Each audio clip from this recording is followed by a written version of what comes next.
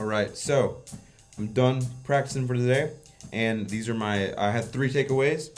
Number one is start slow, because even on the lower end of the tempos in this thing, it was still pretty tough for me. But once I started at a really slow speed, I was able to actually figure out how all the beats lined up better because I knew what it looked like each individual beat instead of just trying to rush through it and just like, oh yeah, this sounds pretty good together. Like a lot of these kind of things, just starting slow will help you a ton.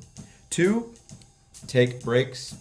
I was getting pretty tired while playing one of these things, and it wasn't productive anymore because I just kind of was starting to get really lazy with my right hand, and then my left hand was starting to get a little. And so taking a nice break, doing some fun stuff that's a little bit easier, is really helpful for motivating you throughout the entire practice. But then my number three is actually not too many, which is saying take breaks but not too many, because part of what made me get a lot better at playing that swing pattern was focusing on one thing and just really working on it a long time. So some of my younger students, you guys might not be able to focus as long as an adult might be, just because it's just a lot harder. But the longer that you focus on a complicated pattern, it's like there's like a graph. It goes like this, and then this is like your peak focus. But then if you focus too long, it starts to drop again. So really try to find that peak area, and that's where a lot of the learning happens. What's up? This is Mr. David, and I'm going to do the practice challenge week. And so for my practice challenge, I have played through some of the stuff in this book before. It's called The Art of Bop Drumming. It's a good book. It's really good for just getting into jazz and just the way that jazz works.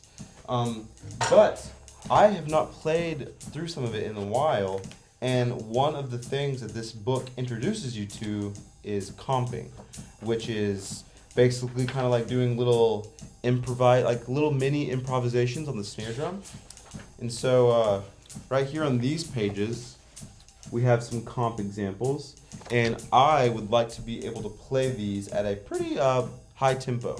There's some tracks that the book has that I can play along with, but that's what I'm going to be working on. I want to get to where I can play these at a higher tempo accurately while doing everything. Because even though all you see here are the snare drums, the comping means that I'm going to be playing the normal jazz rhythm or the normal swing rhythm, but with these extra things thrown in there. So I'm going to go ahead and get started, and I will stop and say some things whenever I have some notes. We're going to start out with this warm-up sort of thing here. This is earlier on in the book, but this is kind of introducing comping. And if I play along with the track, it's a little bit faster. I'm actually going to play slower because I haven't done it in a while, just so I can make sure that I'm playing accurately.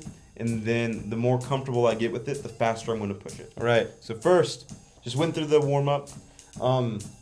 There were some that were actually easier than I thought that they would be, but there were some that were just like way, way harder than I thought. This last one right here really was pushing me, and I was taking it at the lower tempo that I recommended to start at.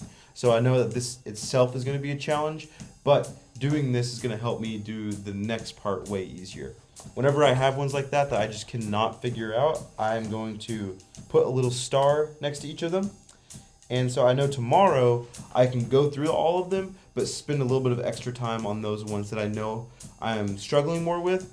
And so I'm not spending so much time playing the ones that are easy to me. Because while it's fun to play the stuff that's easy, that's not how you get better. So anyway, I'm going to move on to the actual comping exercise. So listening along to the tracks with these comping examples, the slow speed is already pretty difficult, and then there's even a faster speed. So the slowest speed is like 4. That'll be.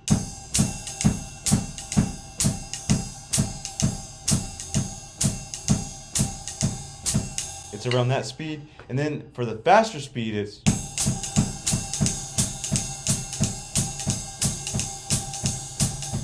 So that is just without doing all the comp stuff on the snare drum. So this is going to take some time.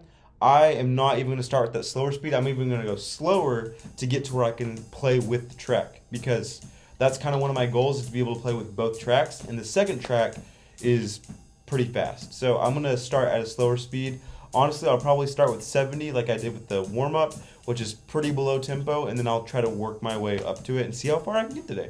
We'll see. So we're about 35 minutes into the practice session, and what I'm doing right now is looking at the stuff that I'm having trouble with, and I'm trying to figure out what common factors happen in all the things that I'm having trouble with. So like, I'm having trouble with this top one. Sorry, it's really hard to see. With this top one, with this one, and with this one. Those are some that are pretty tough. And what I'm realizing, it's any time that I'm having to do the opposite of what my right hand is doing in my left hand. So if I'm doing this, and I'm doing this,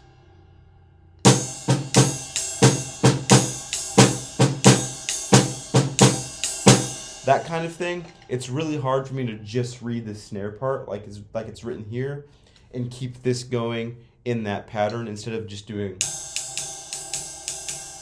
because that sounds good, but that's not the true swing feel. And the true swing feel, this needs to keep doing.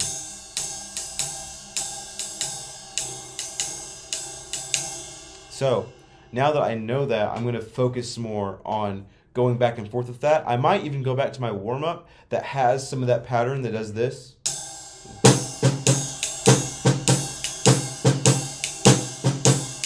And just work on doing that, getting it sounding really consistent, and then come back to this.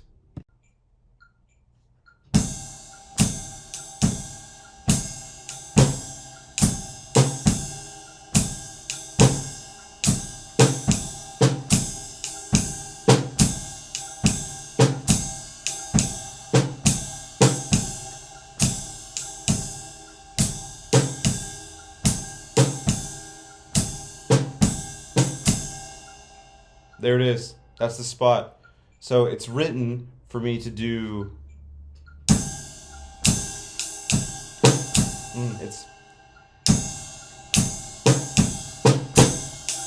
There it is. So that lining up of these two hands can be really difficult whenever they're doing the opposite thing. Anyway, that was practice day 1. Feeling pretty good about it.